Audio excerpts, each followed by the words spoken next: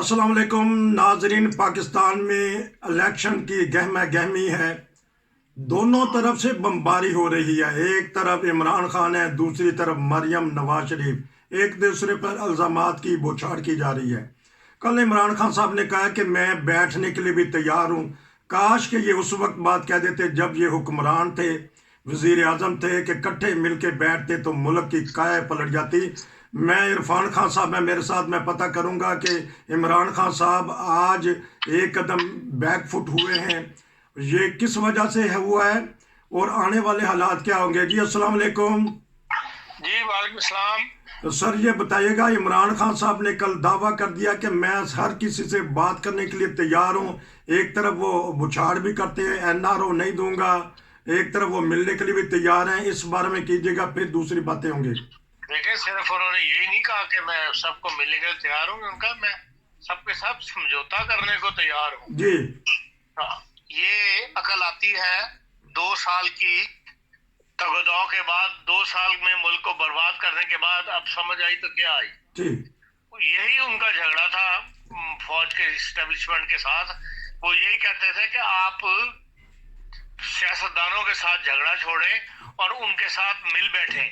मिल के जो मुल्क जिस मसले की तरफ जा रहा है, जिस गहराई में उतर रहा है मुल्क दिन ब दिन, रोज बरोज, उसको संभालना मुश्किल हो जाएगा। तो इसलिए आप जो मुकदमात हैं या जो उनके खिलाफ आप बयानबाजी करते हैं उससे किनारा कशी करें और असल मसला जो मुल्क का सरपेश होने वाला है उसकी तरफ तवज्जो करें और इन सियासतदानों के साथ। और ये कहते थे मैं किसी से बात करने के लिए तैयार नहीं, मैं ये करप्ट लोग हैं, मैं इनसे बात नहीं करूंगा।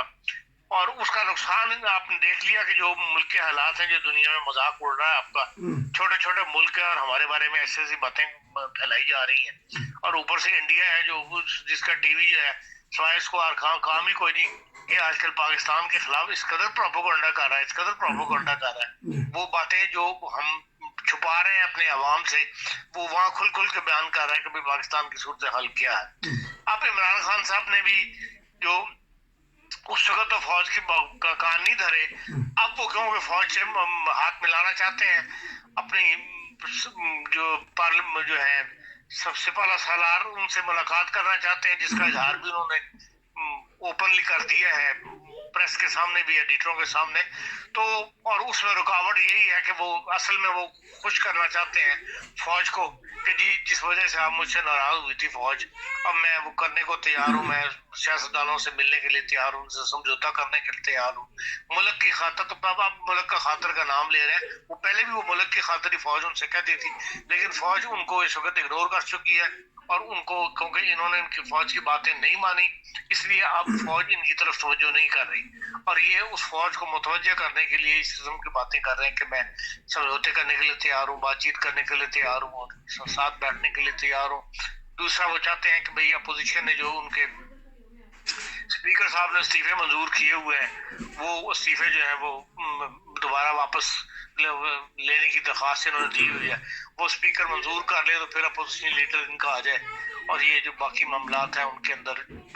सबसे बड़ी बात ये है कि अगर ये रस्ते पे आना चाहते हैं तो इन्हें पार्लियामेंट में आना चाहिए। जितने भी इनके नुमाइंदगान हैं इनको पार्लियामेंट में आना चाहिए। जिनके इस्तीफे मंजूर हो गए वो तो गए हाथ से। और असल बात ये कि भाई लोगों को लेके ये पार्लियामेंट में आए, अपनी जबान दुरुस्त करें, अपने जो है इजहार ख्याल करना, लोगों की दुश्मनी निकालना वो बंद करें और फिर राय रास्त पर आकर जो है वो जो एपीसी नहीं हो सकी उस वक्त भी यही उसमें रुकावट बने हुए थे कि ये आने के लिए तैयार नहीं थे उस एपीसी कॉन्फ्रेंस के अंदर। और जो दावत भेजी गई थी वज़ीर आज़म की तरफ से उनको उन्होंने रिजेक्ट किया था। तो अब बहरहाल अगर उनको अकल आ गई है तो चले मौके से फायदा उठाएं। लेकिन जो हमारे अब सीनियर जर्नलिस्ट हैं या सीनियर जो दानिशवर हैं वो क्लियरली लिख रहे हैं कि पानी सर से गुजर चुका है। और जब अपने भी ये लिखना शुरू कर दें तो अब अगर कोई राय रास्त पे आ रहा है तो उसका बज़ाहिर यही नजर आता है कोई इतना फायदा नहीं होगा, जबकि हर चीज पानी सर से गुजर चुका है। और किसी फील्ड में भी आप हाथ डाल लें तो हम मसाइल में घिरे हुए हैं, नाकामी का मुंह देख रहे हैं। तो इसलिए इमरान खान साहब अगर अब राय रास्त पर आए तो اٹس ٹو لیٹ، اور اس کا کوئی اتنا بڑا فائدہ بظاہر نظر نہیں آتا، اور ان پہ اعتبار کرنا بھی جو ہے وہ مشکل ہے، سوائے اس کے کہ بھئی وہ فوج سے ان کا راستہ جو ہے وہ ہم باہر ہو جائے، اس کے علاوہ کوئی نظر نہیں آتی کہ بھئی ان کی نیت درست ہو۔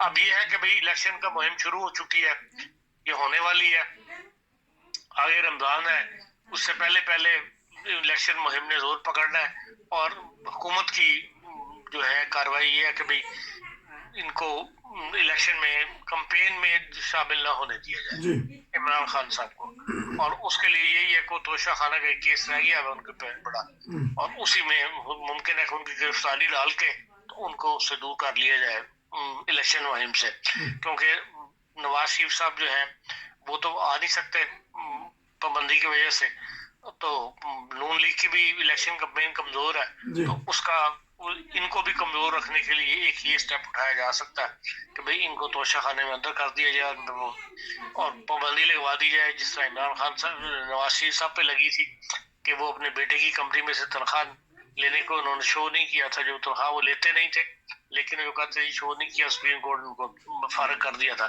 اسی طرح کا توشہ خانے پہ الزام لگا کے تو ان کو فارغ کیا جا سکتا ہے، یہ تو کوئی ایسی بات نہیں۔ اب یہ سپریم کورٹ پر ڈیپینڈ کرتا ہے، پہلے بھی سپریم کورٹ نے کسی کے کہا یہی آتا ہے کہ زیر اثر ہو کے یہ فیصلہ کیا تھا نواز شریف کی رخصتی کا، اور اب بھی ہو سکتا ہے کہ بھئی کوئی نہ کوئی ایسی طاقت اس کو سپریم کورٹ کے اوپر پریشرائز کرے اور وہ ایسا فیصلہ لے کے تو ان کو سائڈ لائن کر دیں۔ اب یہ ہر آنے والا دن جو ہے ایسی ہی خبروں کا ہم منتظر رہیں گے، کوئی نہ کوئی ایسی خبر جو ہے وہ ہمیں سننے کو ملتی رہے گی۔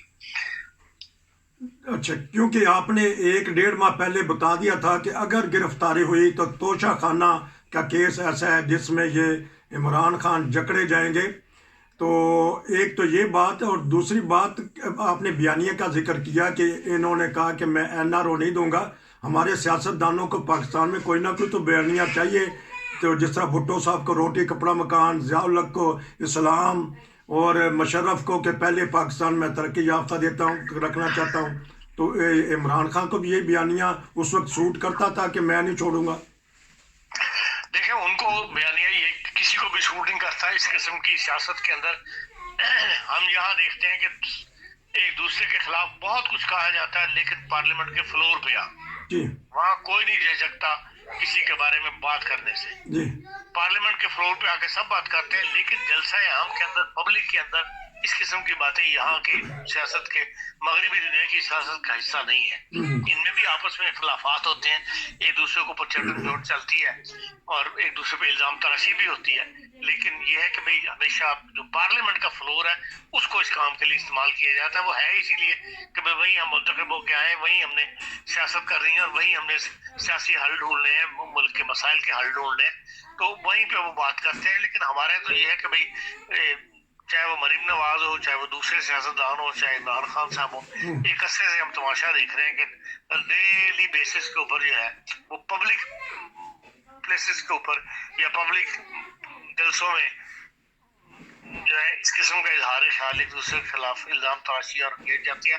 بیانیہ کی طرف تو ابھی تک کوئی نہیں آیا، ابھی تک کسی کو میں نے نہیں پڑھا کہ کسی نے کہا ہو کہ پاکستان کے موجودہ مسائل کا حل ہم یہ پیش کرتے ہیں کہ ہم یہ پالیسی لے کے آئیں گے جس سے پاکستان کے حالات بہتر ہوں گے۔ اس طرف تو آج تک ابھی تک کسی ایک کا بھی میں نے بیان نہیں پڑھا کسی بھی سیاسی پارٹی کے۔ اچھا، یہ بتا دیجیے گا کہ سمجھ نہیں اس بات کی آ رہی، پہلے انہوں نے کہا تھا کہ میں اسمبلیاں توڑوں گا، انہوں نے توڑ بھی دیں، انتخاب کرواؤں گا، کروانے چاہیے، سپریم کورٹ نے کہہ دیا کروا دیں، لیکن اب یہ انہوں نے نیا شوشہ کل سے چھوڑا ہے کہ اکٹھے الیکشن ہونے چاہیے، یہ ملک کی بہتری ہے، تو پھر یہ اس اتنا بکھیڑا کیا کیوں تھا کہ اگر انہوں نے اکٹھے ہی کروانے اکتوبر میں یا اس کے بعد 6 مہینے رہنے دیتے اسمبلیوں کو؟ یہی بات جو ہے موجودہ حکومت کہہ رہی تھی عمران خان صاحب سے جب وہ میدان میں اترے ہوئے تھے کہ ہم نے الیکشن کروانے ہیں، کہ یہ فوری الیکشن کا مطالبہ کر رہے تھے۔ حکومت اس وقت کہہ رہی تھی کہ اکتوبر تک تو ویسے ہی اسمبلی کی مدت پوری ہو جانی ہے، تو آپ اکتوبر تک ویٹ کر لیں، اکتوبر سے پہلے 2-3 مہینے پہلے ہم الیکشن کروا لیں گے، اس کمپین میں چلے جائیں گے۔ اس وقت عمران خان صاحب نہیں مانے، ان کو اب جو انہوں نے اسمبلیوں سے استعفے دلوا دیے، اب استعفے دلوا کے جو ہے وہ اب ضمنی الیکشن ہونے گے۔ اب ضمنی الیکشن پہ جو پیسہ خرچ ہوگا اس کے 3 مہینے بعد پھر الیکشن آ جائیں گے، جنرل الیکشن. تو اس تمام اخراجات سے بچنے کے لیے جو ملک کے اوپر اس وقت اٹھی ہوئی ہے، اب سارے اسی طرف آ رہے ہیں کہ ہاں جی عمران خان صاحب کی پارٹی کے بھی بہت سینئر رہنما یہ کہہ رہے ہیں کہ بھائی اکٹھا الیکشن جو ہے اس تک کروا لیا جائے، ہمیں کوئی اعتراض نہیں ہوگا کہ بھائی جنرل الیکشن ہو جائے، اسی میں پھر پنجاب کے اور ان کے الیکشن بھی ہو جائیں گے کے پی کی بھی. اور بہرحال یہ بات ہمیشہ ہمارا دستور ہی ہے کہ جب وقت گزر جاتا ہے، دیر ہو جاتی ہے، سر سے پانی گزرتا ہے، پھر ہم سیدھے راستے کی طرف آتے ہیں. یہ بات اگر پہلے آ جاتے تو یہ تمام جو بھاگ دوڑ ہوئی ہے، جو کچھ ایک دوسرے پر الزام تراشی اور جس سے عدم استحکام رہا اور معیشت کی طرف توجہ ہٹی رہی، وہ بچ جاتے اس سے. لیکن بہرحال نظر یہی آ رہا ہے کہ کینڈیڈیٹس بھی یہی چاہتے ہیں کہ بھئی اب ہم اتنا پیسہ خرچیں کہ کمپین چلانے کے لیے، اس کے 3 مہینے کے لیے وہ اسمبلی ہوگی، 3 مہینے بعد پھر الیکشن ہوگی، پھر ہم ایک نئی کمپلین چلائیں. تو یہی چاہتے ہیں کہ بھئی اب الیکشن جو ہے ایک ہی سطح پر ہو. اب اس کے لیے کوئی راستہ پیدا کرنا جو ہے وہ ان کا کام ہے، سیاستدانوں کا. یہ جو بات کی ہے عمران خان صاحب نے کہ میں سمجھوتا کرنے کے لیے تیار ہوں، اس سے مجھے یہی لگتا ہے کہ شاید وہ اب ایک ہی الیکشن کی طرف راضی ہو جائیں. ایک ہی الیکشن کی طرف راضی ہو جائیں گے. آپ نے معاشی طور پہ ملک کی حالت بتائی ہے. وزیر اعظم کے بیرونی دورے پہ 2 دن کے لیے خطاب بھی کریں گے، کچھ لے کے آئیں گے؟ لے کے کیا آنا ہے؟ یہ کانفرنس دینے کے لیے تھوڑی ہوتی ہے. یہ تو آپ نے دیکھ لیا یونائٹڈ نیشن کا جو جنرل سیکرٹری ہے، اس نے امیر ملکوں کو لتاڑنا تھا کہ جی آپ نے پالیسی ایسی رکھی ہے جس سے غریب ملک جو ہے وہ ترقی نہیں کر سکتے یا ترقی کم کرتے ہیں. میں اس بات سے ایگری نہیں کرتا. غریب ملکوں نے ترقی نہیں کی، وہ کرپشن کی وجہ سے نہیں کی، کہ وہاں پہ کرپشن اتنا زیادہ ہے معاشرے کے اندر، سیاستدانوں کے اندر، بیوروکریٹس کے اندر، کہ وہاں آپ پاکستان کی کل 70 سال سے جو پاکستان امداد لے رہا ہے، آپ اس کو اندازہ کر لیں، اس کو اکٹھا کر کے دیکھ لیں، تو وہ اس کے بعد پاکستان کی حالت جو ہے کہ آج بھی اسی کانفرنس میں جا رہا ہے جو انڈر ڈیولپ کنٹریز کے لیے ہے. تو یہ اب کوریا نے کتنی ترقی، کوریا بھی تو آج انڈر ڈیولپ کنٹری تھا کہ نہیں، لیکن چند سالوں کے اندر آج اسی سال 22 کے اینڈ پہ جو کانفرنس ہوئی تھی اس کے اندر اس کو نکال دیا گیا انڈر ڈیولپ کنٹریز کے ساتھ سے. ان کا جو سہولتیں یہ ملک کوریا لیتا تھا انڈر ڈیولپ کنٹری ہونے کی وجہ سے، کسٹم ڈیوٹی کم ہے، بعض چیزیں امپورٹ فری کرنے کی اجازت ہے، وہ ساری ان سے واپس لی جا رہی ہیں کہ بھئی وہ اس وقت ڈیولپنگ کنٹریز کے اندر آ گیا ہوا ہے. اس طرح لوگوں نے ترقی کی ہے. لیکن ہم جیسے اور بھی کئی ملک ہیں جو آج بھی اسی کانفرنس میں بیٹھے ہوئے قطر کے اندر، جو انڈر ڈیولپ تھے اور انڈر ڈیولپ بھی رہیں گے. ایک کوریا ہے جو اس میں سے نکل گیا اور اس نے فائدہ اٹھایا. ایک زمانے میں چین بھی تھا، چین تو خیر شروع میں نکل گیا. لیکن یہ کہ بھئی یہ وہاں سے عمران صاحب قرآنوں نے کچھ نہیں لے کے آنا. پاکستان کے بارے میں بات عرب ملکوں بھی لکھ رہے ہیں، یورپین اخبار بھی لکھ رہے ہیں، دنیا کے اخبار لکھ رہے ہیں کہ پاکستان نے جو امداد ملتی رہی ہے اس کا فائدہ نہیں اٹھایا. اس لیے اب ہر کوئی پاکستان سے حساب مانگ رہا ہے کہ پہلے حساب دو اور اس کے بعد پھر نئی امداد کی بات کرو. آپ کا بہت شکریہ. بڑا اچھا لفظ کہہ دیا کہ پہلے حساب دو تو پھر بات کریں گے. یہ تھا ناظرین آج کا تبصرہ. خان صاحب آپ کا بہت شکریہ. انشاءاللہ پھر ملاقات ہوگی. السلام علیکم.